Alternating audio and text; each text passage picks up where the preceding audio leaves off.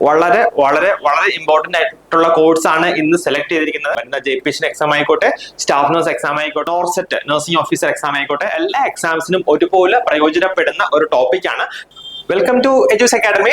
നമ്മൾ ഒരു series start ചെയ്തിരുന്നു അല്ലേ? അതായത് ഈ കാണുന്ന പോലെ കോഡുകളുടെ പെരുമഴ എന്ന് പറഞ്ഞിട്ടൊരു സീരീസ് സ്റ്റാർട്ട് ചെയ്തിരുന്നു.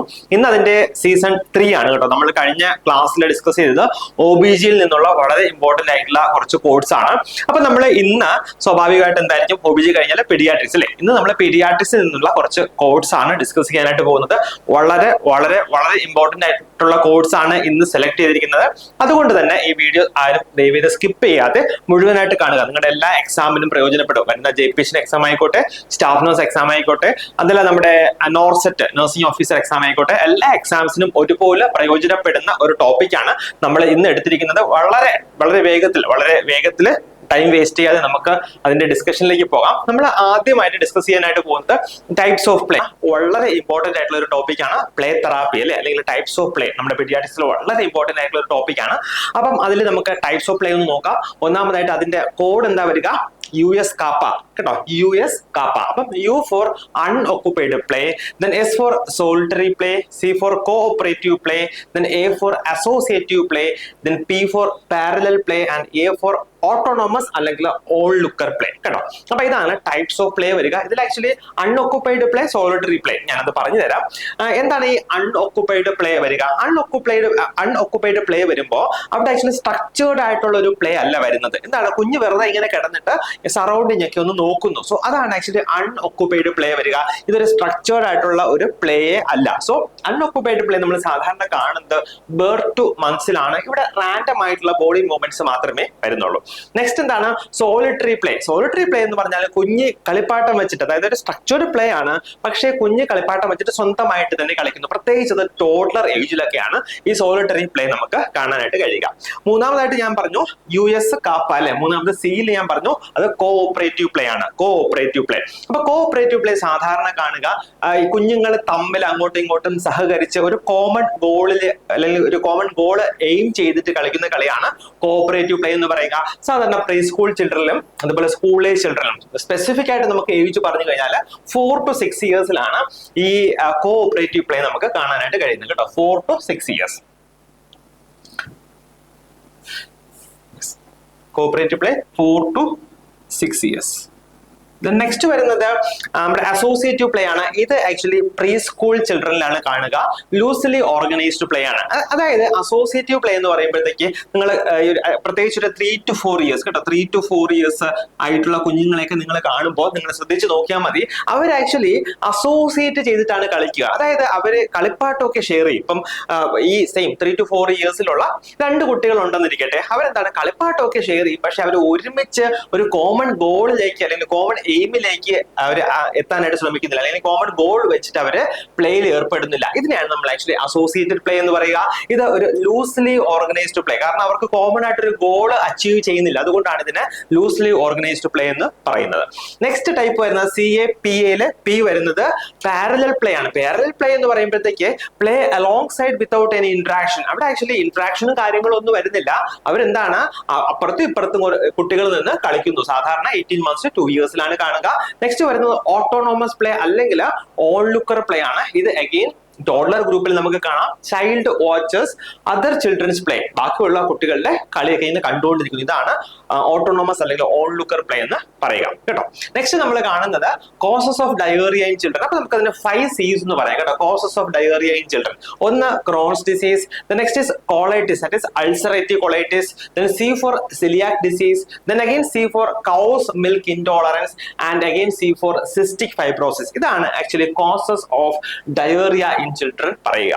നെക്സ്റ്റ് വളരെ ഇമ്പോർട്ടന്റ് ആയിട്ടുള്ള ഒരു ഏരിയ ആണ് അബ്ഗാർ സ്കോർ അസസ്മെന്റ് അല്ലെ. നമുക്ക് എല്ലാവർക്കും അറിയാം, കുഞ്ഞ് ജനിക്കുമ്പോൾ നമ്മൾ ആദ്യമായിട്ട് ചെയ്യുന്ന കാര്യമാണ് ഈ അബ്ഗാർ സ്കോർ അസസ്മെന്റ്. അതിന്റെ മാക്സിമം സ്കോർ എത്രയാണ്? മാക്സിമം സ്കോർ 10 ആണ് വരിക. 5 പാരാമീറ്റേഴ്സ് ആണ് വരിക. 1 minute അബ്ഗാർ ഉണ്ട് അല്ലെ, 1 minute അബ്ഗാർ ഉണ്ട്, കൂടാതെ 5 minute അബ്ഗാർ ഉണ്ട്. അതിൽ മോസ്റ്റ് ആക്യുറേറ്റ് അല്ലെങ്കിൽ മോസ്റ്റ് അപ്രോപ്രിയേറ്റ് എന്ന് പറയുന്നത് 5 minute അബ്ഗാർ ആണ്. സോ ഇത് എല്ലാവർക്കും അറിയാമായിരിക്കും, എങ്കിലും ഒന്നുകൂടെ ഞാൻ ഓർപ്പിച്ചു എന്നുള്ളതേ ഉള്ളൂ. നെക്സ്റ്റ് ഇതിന്റെ A ഫോർ അപ്പിയറൻസ്, അതായത് കുഞ്ഞിന്റെ കളർ പിങ്കിഷ് ആണോ അതോ സൈനോട്ടിക് ആണോ എന്നൊക്കെ നോക്കിയിട്ടാണ് നമ്മൾ ഈ അപ്പിയറൻസ് പറയുക, കളർ പറയുക. Then P for pulse rate അല്ലെങ്കിൽ ഹാർട്ട് റേറ്റ്.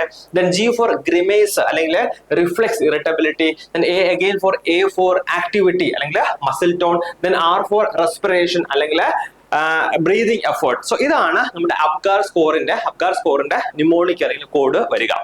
നെക്സ്റ്റ് നമുക്ക് പഠിക്കാനായിട്ട് പോകുന്നത് ഇൻറ്റുബേഷൻ എസെൻഷ്യൽസ്. അതായത് ഒരു കുഞ്ഞിനെ നമുക്ക് ഇൻറ്റുബേറ്റ് ചെയ്യണമെങ്കിൽ നമുക്ക് എന്തൊക്കെ സാധനങ്ങൾ നമ്മുടെ കയ്യിൽ വേണം. സോ ഇൻറ്റുബേഷൻ നമുക്ക് വേണ്ടത് എന്താണ്?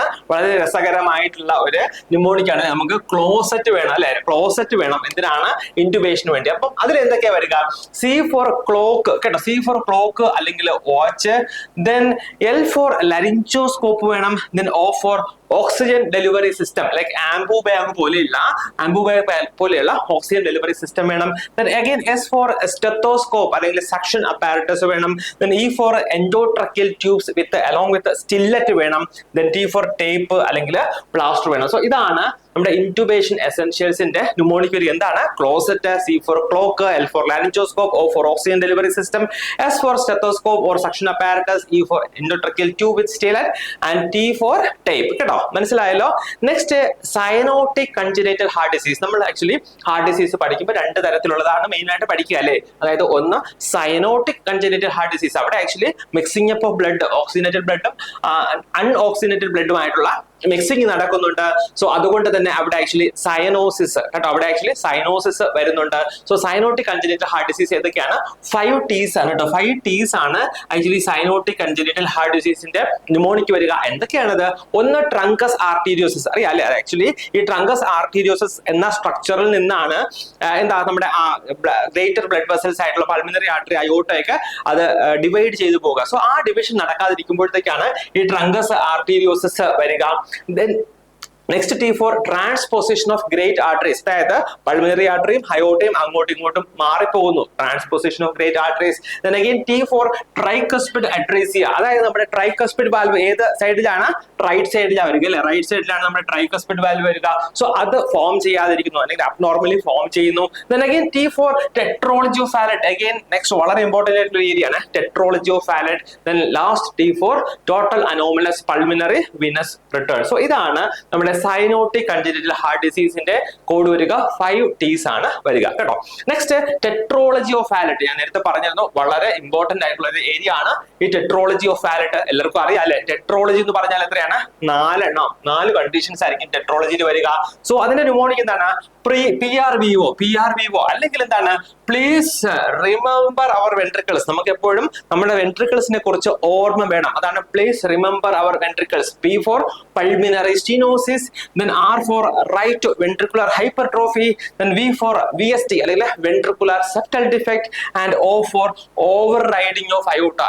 overriding of aorta. ഇതാണ് PRVO അല്ലെങ്കിൽ പ്ലീസ് റിമെമ്പർ അവർ വെൻട്രിക്കിൾസ്. ഇതാണ് ടെട്രോളജി ഓഫ് ഫാലറ്റ്. Then ഇതുപോലെ തന്നെ സിമിലർ ആയിട്ടുള്ള ഒരു സംഗതിയാണ് എന്ത്? പെന്റോളജി ഓഫ് ഫാലറ്റ്. പെന്റ എന്ന് പറയുമ്പോൾ എന്താണ്? 5 അല്ലേ. അപ്പം ടോഫ് പ്ലസ് AST, ഈ കണ്ടീഷൻസിന്റെ കൂടെ കുഞ്ഞിനെ AST അതായത് എട്രിയൽ സെപ്റ്റൽ ഡിഫക്റ്റ് കൂടെ ഉണ്ടെങ്കിൽ നമ്മൾ എന്ത് പറയും? അതിനെ പെന്റോളജി ഓഫ് ഫാലറ്റ് എന്ന് പറയും. സാധാരണ ഈ ടോഫ് ഉൾപ്പെടുന്ന സൈനോട്ടിക് കൺജനൈറ്റൽ ഹാർട്ട് ഡിസീസിന്റെ സർജറിക്ക് നമ്മളൊരു പേര് പറയും. എന്തായിരുന്നു? ബ്ലാലോടോസിക് ഷണ്ട് അല്ലെ, ബ്ലാലോടോസിക് ഷണ്ട് മറന്നു പോകരുത്. അതുപോലെ ടോഫിന്റെ ടെട്രോളജി ഓഫ് ഫാലറ്റിന്റെ എക്സ്റേ ഫൈൻഡിങ് അല്ലെങ്കിൽ റേഡിയോഗ്രാഫിക് ഫൈൻഡിങ് എന്തായിരിക്കും? Boot shaped heart. അതും ദയവായി നിങ്ങൾ ഓർക്കുക. നെക്സ്റ്റ് നമ്മൾ പഠിക്കാനായിട്ട് പോകുന്നത് ക്രോമസോം ഡിസീസസ് ആണ്. അതായത് 15th ക്രോമസോമിന്റെ അബ്നോർമാലിറ്റി കാരണം വരുന്ന അസുഖമാണ്. So chromosome 15 has it's on മാപ്പ് കേട്ടോ. അതായത് ഈ 15ാമത്തെ ക്രോമസോമിന് എന്തുണ്ട്? ഒരു മാപ്പ് ഉണ്ട്. എന്തൊക്കെയാണ് അതിൽ വരിക?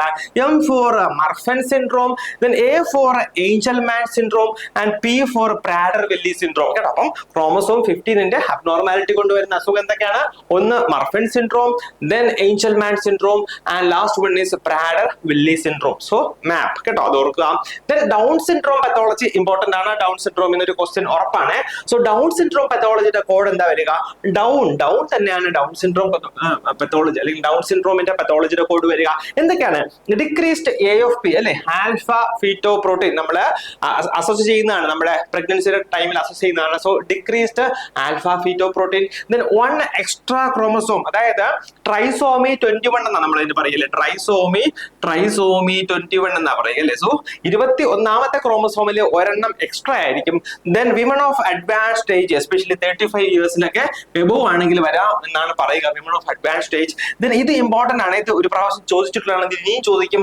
Non disjunction during maternal meiosis, അതായത് അമ്മയുടെ മിയോസിസ്, അതായത് എന്താണ് പ്രഗ്നൻസിയുടെ സമയത്ത് ഏർലി പ്രഗ്നൻസിയിൽ തന്നെ മിയോസിസിൽ ആക്ച്വലി നോൺ ഡിസ്ജങ്ഷൻ വരുമ്പോഴാണ് ഈ ഡൗൺ സിൻഡ്രോം വരിക. സോ ഇത് ഓർത്തിരിക്കുക.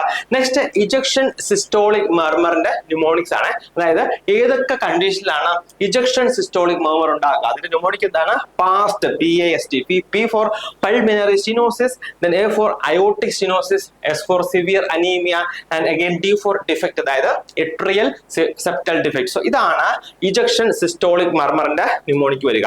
നെക്സ്റ്റ് നമ്മൾ പഠിക്കാനായിട്ട് പോകുന്നത് again വളരെ ഇമ്പോർട്ടന്റ് ആയിട്ടുള്ള ഏരിയ ആണ്, ന്യൂബോൺ റിഫ്ലെക്സ് എപ്പോഴാണ് ഡിസപ്പിയർ ആകുക കേട്ടോ, ചോദിക്കുന്നതാണ് സാധാരണ. ന്യൂബോൺ ഡിസീസ്, അതായത് ന്യൂബോൺ റിഫ്ലെക്സസ്, ഓരോ ന്യൂബോൺ റിഫ്ലെക്സസ് ഉണ്ട്. റിഫ്ലെക്സിന് വളരെ ഇമ്പോർട്ടന്റ് ആണ്.